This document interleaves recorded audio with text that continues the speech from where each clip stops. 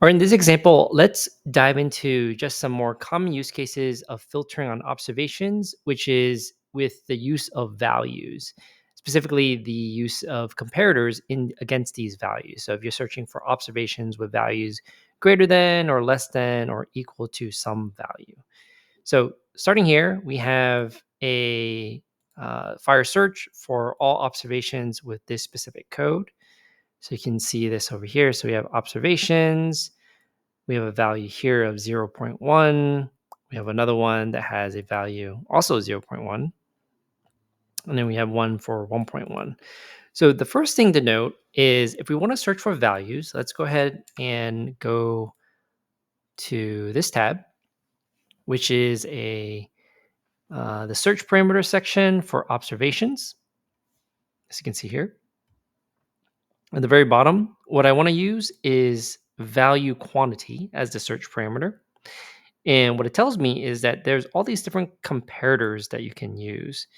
And so if you're not familiar with the search parameter, always keep in mind you want to go to the type.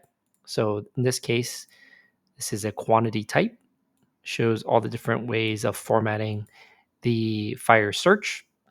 All we really care about is just the number, really. You can also add in additionally the system and code. We won't do that in this case. We actually care about the prefixes. So the prefixes are things like this. So we can set things that are equal, not equal, greater than, less than, greater than or equal to, or less than or equal to. So it's very common. We're usually searching for parameters within a particular range. So to know if it's normal or abnormal, things like that. So let's use these two as examples. So if I go back, uh, I want a value quantity, and I want this quantity here. And I'm going to want to set the prefix before my number, and that's the format. So let's go ahead and try that out. So what I have is another parameter. So I'm going to do value quantity. Let's just set it to 1.1. Let's see what we get. So we got a 200 status code. We got 6 results here. So if we go down to the value, we see that it's 1.1. Perfect. So that worked. So now let's try things that are greater than. So the prefixes, remember, go in front of the value. So let's say it's greater than or equal to 1.1. If I hit that, get a status of 200.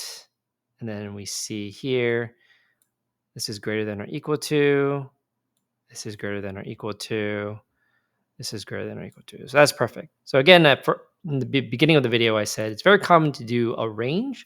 So if you want to do a range, you just basically reuse the same search parameter here. So in this case, I have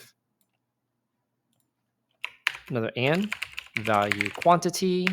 This time I want to do greater than or equal to 1.1, but less than or equal to 1 point, let's say 5. Hit send here.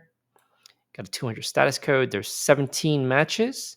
So we see observation. We have our code. And then we have a 1.1, which is within our range. Another 1.1, 1.14. Let's see, 1.1. And there it is. So this is just a way to show, it's very common when you're searching different quantities, especially observations, to have some type of range like this. That's the end of this video. Hopefully this was interesting.